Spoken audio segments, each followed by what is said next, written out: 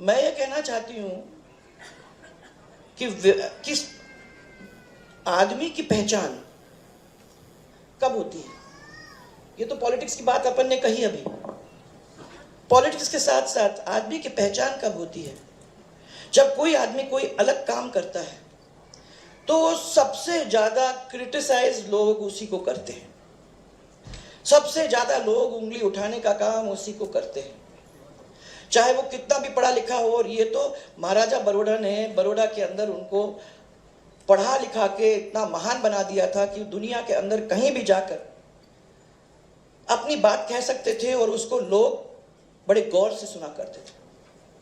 परंतु उनको क्रिटिसिज्म भी बहुत हुआ, उसको भी बहुत उन्होंने फेस किया।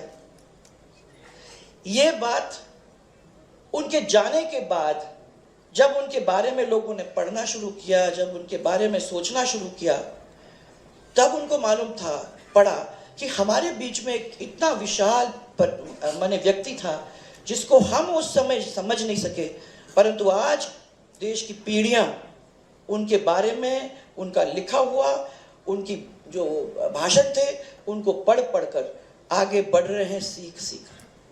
और मैं खाली दलितों की बात नहीं कर रही हूं यहाँ, ये कहीं किसी एक दलित के नेता नहीं थे, ये नेता थे हम सबके, क्योंकि उन्होंने जो बात कही भाइयों,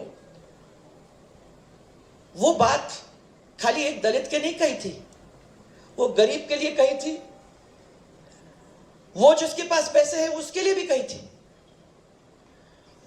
वो जातियों के लिए भी कही थी। उन्होंने ये कहा था कि ध्यान रखना कि पढ़ना बहुत जरूरी है। आज के ज़माने में अगर आप लग जाते हो कि हम ना पढ़ें ना लिखें और दुनिया में आगे बढ़ जाएंगे, तो वो तो नहीं बढ़ सकते, क्योंकि आज टेक्नोलॉजी का ज़माना है। उस समय भले ही नहीं था, परंतु उस समय उन्होंने ये बात कही,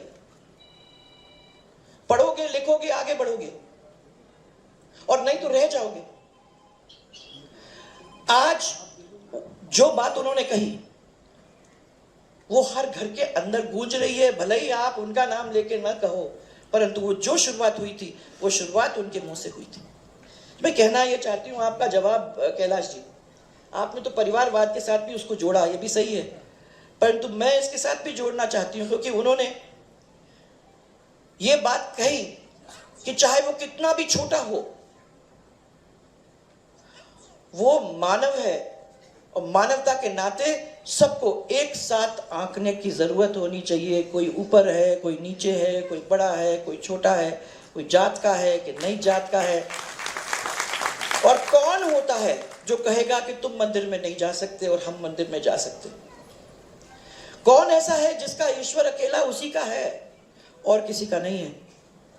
उन्होंने कहा वो ईश्वर है, वो ईश्वर है जो हम सबका है, खाली एक बड़े का नहीं, हम सबका है। पर तो वो समय था जब ज्यादा पढ़े लिखे नहीं थे, गरीब लोग थे जो पढ़े लिखे नहीं थे, उनको पढ़ाने के लिए इसलिए उन्होंने आग्रह किया। आज कॉन्फिडेंस आ गया है इस पूरे देश के उस गरीब तबके की, और मैं फिर कह रही हूं कि मैं दलित अकेले की बात नहीं कर रही हूं, गरीब की बात कर रही हूं। उस गरीब के अंदर कॉन्फिडेंस आ गया है कि हम में से एक जब वहां तक पहुंच गया, हम में से एक ने जिस संविधान को लिखा, हम में से एक जिस संविधान को आज पूरी दुनिया मानती है, देश तो मानता ही मानता है, ऐसा अगर वो कर सकता था तो क्या हम लोग नहीं कर सकते? ये कॉन्फिडेंस में आने के लिए कितने साल लग गए सर? कितने साल लगे, आप गिनोगे सब?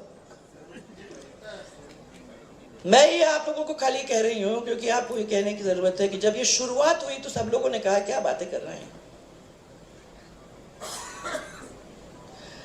आज मेरा रंग अगर गेहूं का रंग है, या मैं सफेद चिट्टी हूं, या मैं काली हूं, तो उसी हिसाब से मैं आके नहीं जाऊंगी अब, क्योंकि दिमाग ठीक है तो काम भी ठीक हो जाएगा। इसीलिए सब वर्गों को एक निगाह से देखने का काम उन्होंने तब किया जब कोई और नहीं कर रहा था। उन्होंने ये कहा कि एकमात्र कानून का दस्तावेज ये संविधान नहीं है, ये जीवन जीने का एक माध्यम है जिसको मैंने सोचा है और संविधान के अंदर उसको प्रकट करने की कोशिश की है। तो जो व्यक्ति उस संविधान को पढ़ेगा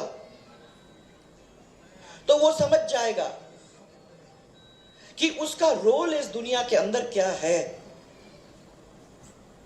और इसीलिए हिम्मत इतनी बड़ी रखो, कहते थे वो, कि किस्मत भी छोटी लगने लगे। कितनी बड़ी लाइन है भाई। हाँ, और उन्होंने ये कहा, जीवन लंबा होने के बजाय महान होने दो। हम लंबी जीवन की बात करते हैं, परंतु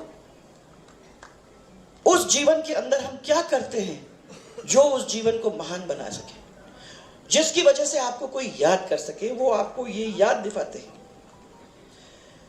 सफलता, कहते हैं, वो कभी भी पक्की नहीं होती है, असफलता भी कभी अंतिम नहीं होती है। और अपनी कोशिश को तब तक जारी रखो जब तक जीत इतिहास माने ऐतिहासिक न बन जाए। बुरे वक्त सबके जिंदगी में आते हैं, अच्छे वक्त भी सबकी जिंदगी में आते हैं। ये तो एक सर्कल है। तो कभी किसी को ये नहीं सोचना चाहिए अपने मन के अंदर कि भाई मैंने मेहनत कर ली, मैंने सब कुछ कर लिया, पर मेरा हो नहीं रहा है। वो रुके नहीं। इसके लिए उन्होंने ये कहा कि वो ऐतिहासिक बन जाना चाहिए। वो इतिहास बनाओ, तुम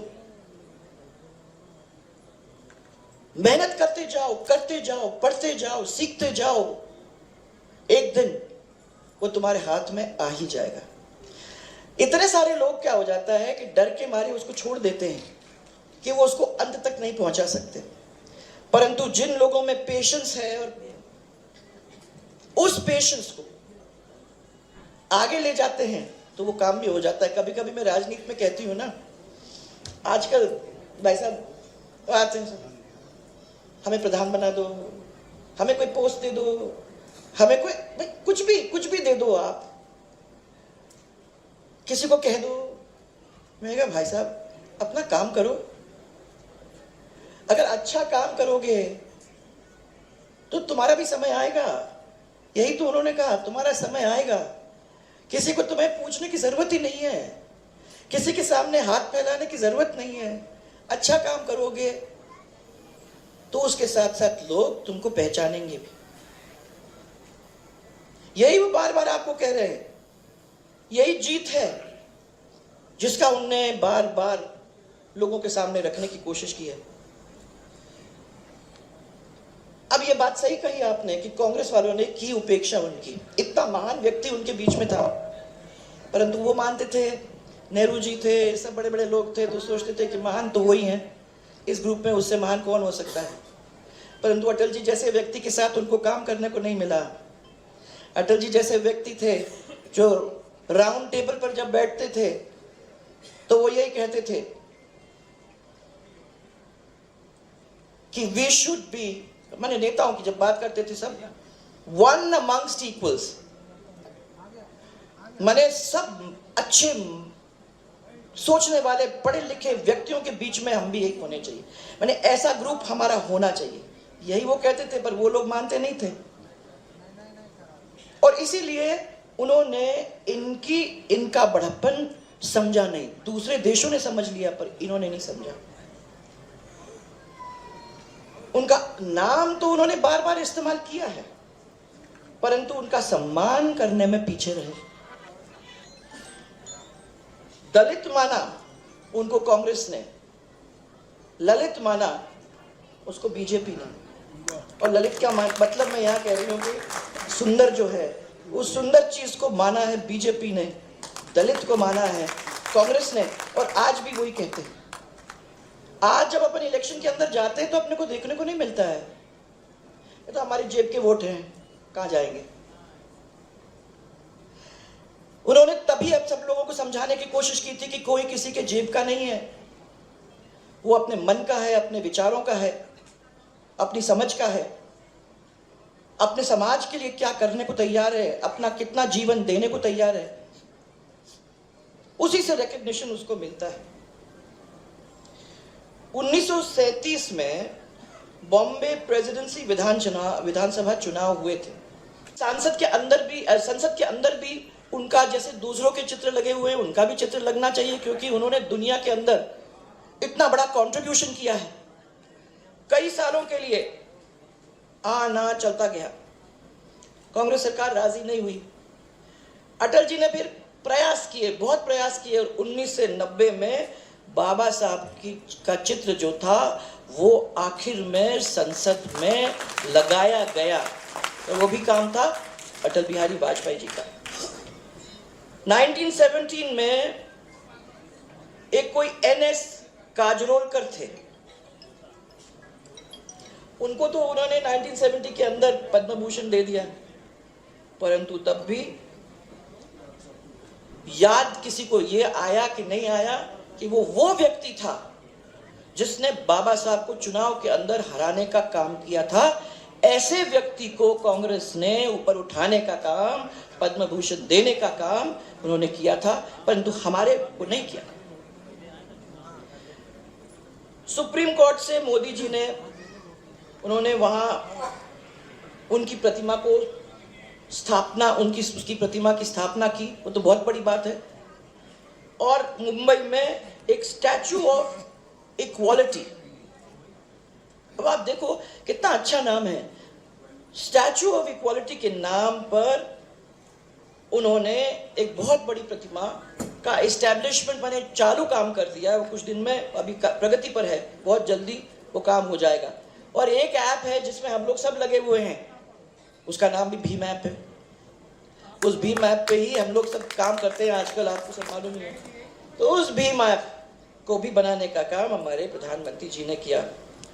फिर डॉक्टर भीमराव अंबेडकर की जयंती पर 120 देश, दुनिया के अंदर नाम 120 देशों को इन्होंने स्मृति समारोह आयोजित करके और डॉक्टर अंबेडकर के ऊपर वहां गोष्ठियां करवा के उनका नाम 120 कंट्रीज के अंदर भी और आगे फैलाने का काम में करने में कोई और कसर नहीं छोड़ी। और 30 सितंबर 2015 के अंदर बाबा साहब की स्मृति में डाक टिकट को निकालने का काम किया, जो मैं समझती हूँ कि इतने दिन तक रहना ही नहीं चाहिए था। 2015 में अपन ने याद किया, 2015 में अपन ने टिकट दिया, ये तो बहुत पहले बात हो जानी चाहिए थी। इतना ही नहीं, अभी 2025 में 14 अप्रैल को अंबेडकर जयंती पर छुट्टी, एक सार्वजनिक अवकाश घोषित कर दिया गया। और सबसे अच्छी बात एक और है कि याद करें बच्चे लोग, उन्होंने 5 स्थानों को पंचतीर्थ के रूप में जोड़ने का काम किया, ताकि जब आप स्कूल में पढ़ोगे और घूमोगे तो आपको उनकी जीवनी की भी याद आ जाएगी। तो सबसे पहले मऊ में क्यों, देखते किसी को याद है क्या? वेरी गुड, आपको तो याद है। एक लंदन क्यों? Very good. नागपुर क्यों? यार तुम लोग सब पढ़ के आए हो, ये तो अनफेयर परीक्षा हो गई, सब लोग अपने अपने पढ़ के आए हैं ये। अच्छा ठीक है। और दिल्ली क्यों? दिल्ली क्यों? नो शांति के लिए उनकी डेथ हुई है वहीं। और मुंबई क्यों?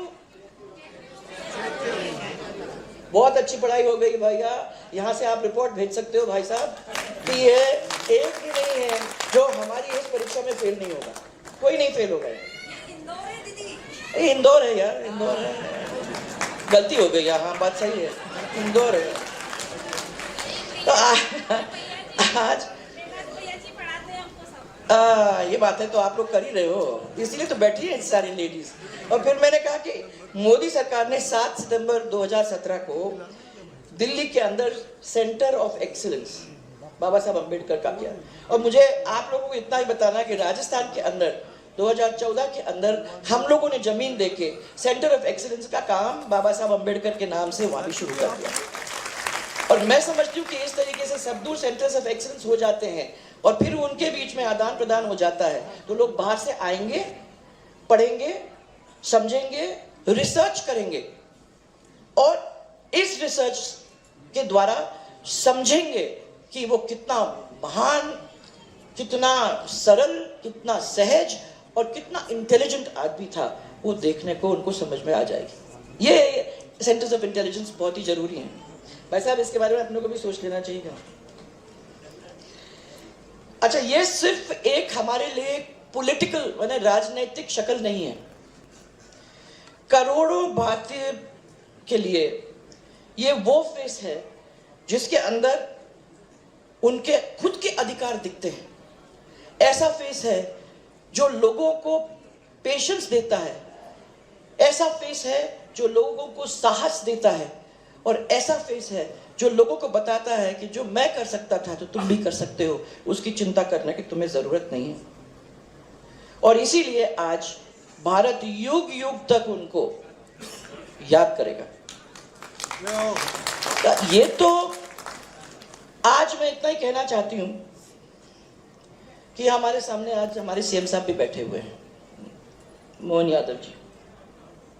मैं आपको साधुवाद देना चाहूंगी सर, आपके नेतृत्व में मध्य प्रदेश दौड़ रहा है, और मैं समझती हूं कि इस पेस के ऊपर अगर आप चलते जाओ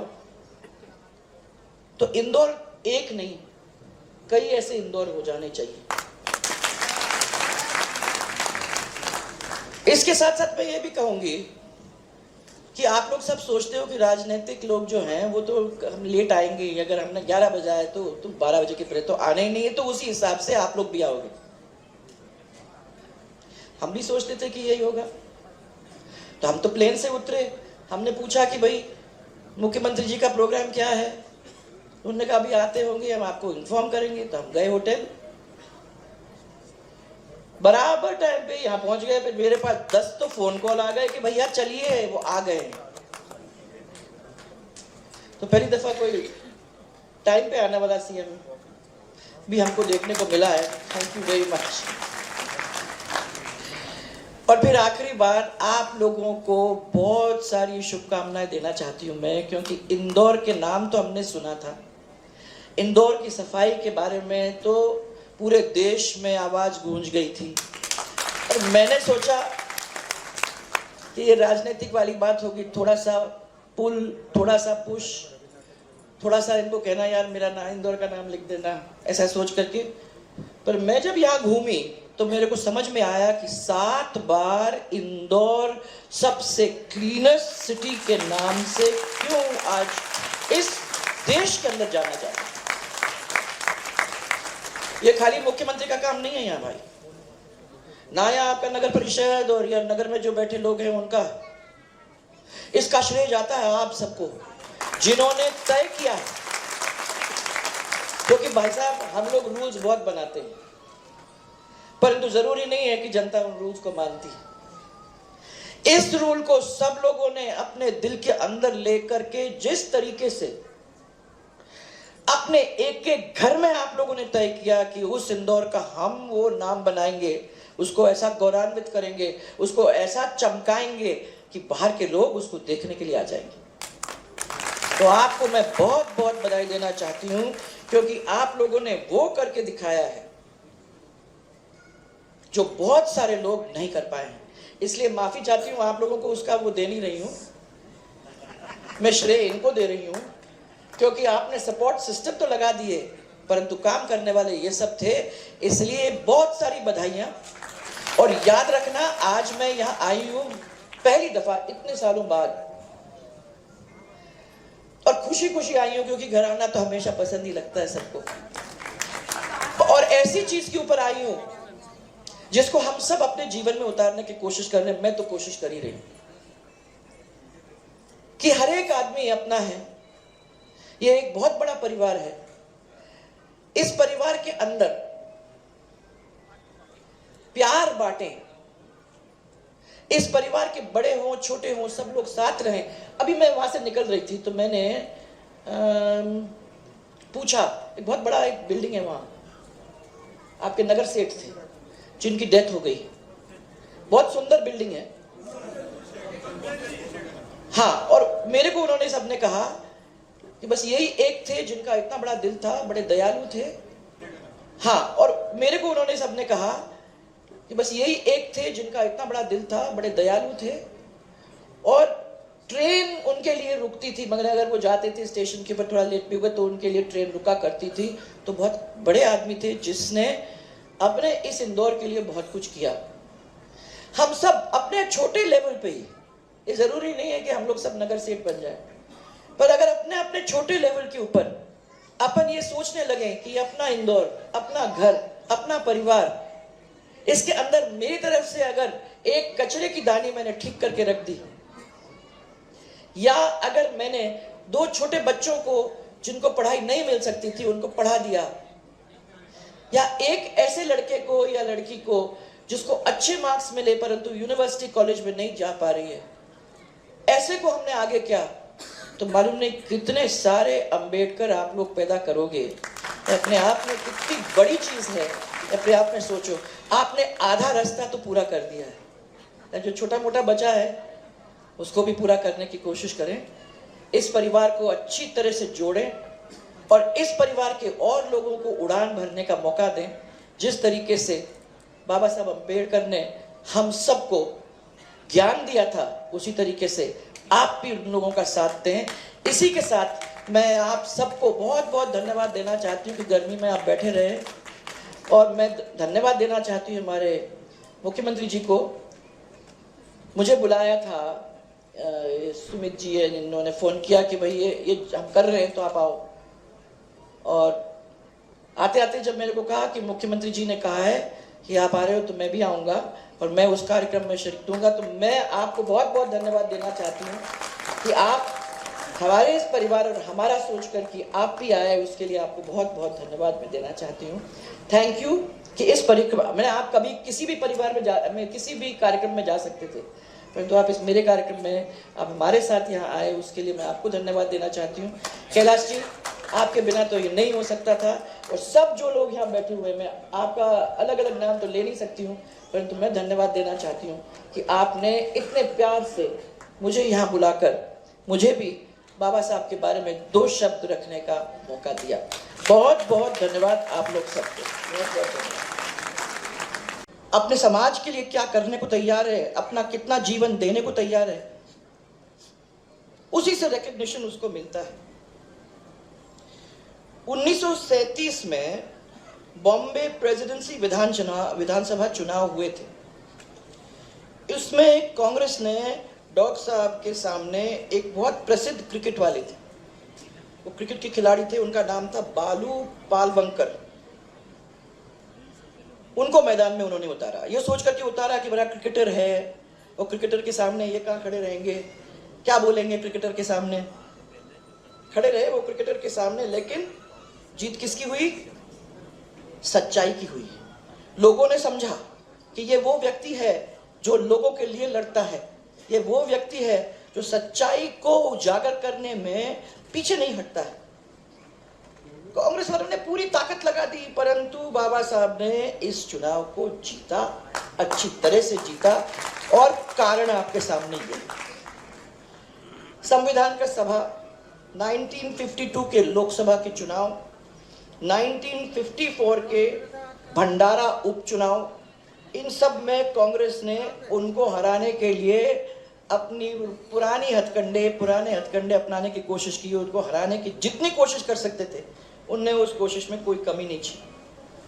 1946 में लेबर मिनिस्टर उसके रूप में वो काम करते थे कैबिनेट में, तो उस समय प्रधानमंत्री जी नेहरू, उन्होंने इनको लेबर मिनिस्टर के पद से हटा दिया, क्योंकि उनकी तो सत्य के ऊपर आधारित राजनीति थी, और वो लेबर की और उन्हें छोटे लोगों की जो वहां तक आवाज नहीं पहुंच सकती थी, उनकी आवाज को कैबिनेट के अंदर, मीटिंग्स के अंदर उजागर करने की कोशिश में कमी नहीं छोड़ते थे।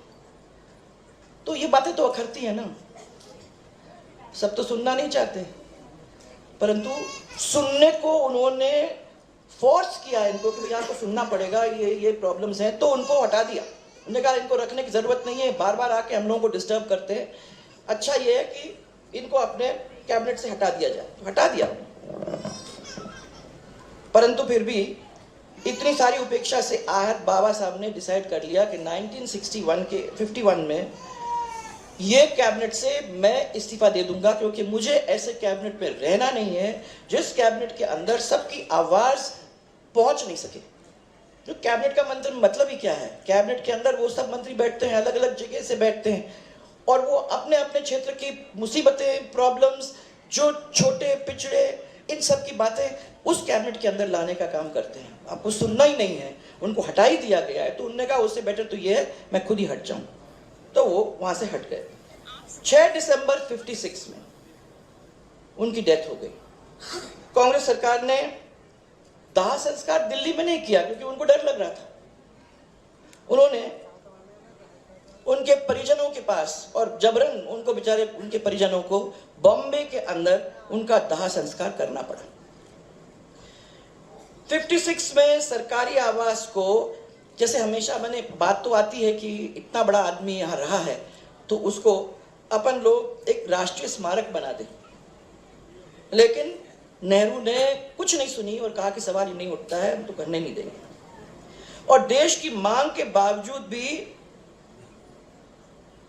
उस समय की सरकार जो नहीं कर सकी वो आज की हमारी सरकार, मोदी जी की सरकार ने करके दिखाया। उनने बाबा साहब के सरकारी आवास पर उनका स्मारक बनाकर 2018 के अंदर उसका लोकार्पण कर दिया। बीजेपी समझती है, मानती है, खाली वोट के आधार पे नहीं। हमारा परिवार है, बहुत बड़ा परिवार है, इस परिवार में बहुत किस्म के आदमी हैं। सब आदमियों को दिल से लगा के चलने का काम ये बीजेपी ने किया है। कभी डर के नहीं किया कि इनमें से कोई उठ जाएगा तो हमारी कुर्सी कहीं हिल न जाए, उसकी वजह से नहीं, परंतु क्योंकि हम अपने परिवार को मजबूत करना चाह रहे थे, इसलिए सबको, और इसीलिए बाबा साहब को भी हमने वहां आदर्श मानकर बिठाया। अगर आप ये वीडियो YouTube पर देख रहे हैं तो हमारे चैनल को सब्सक्राइब करें और बेल आइकन को दबाना ना भूलें। अगर आप Facebook पर ये वीडियो देख रहे हैं तो हमारे पेज को लाइक करें।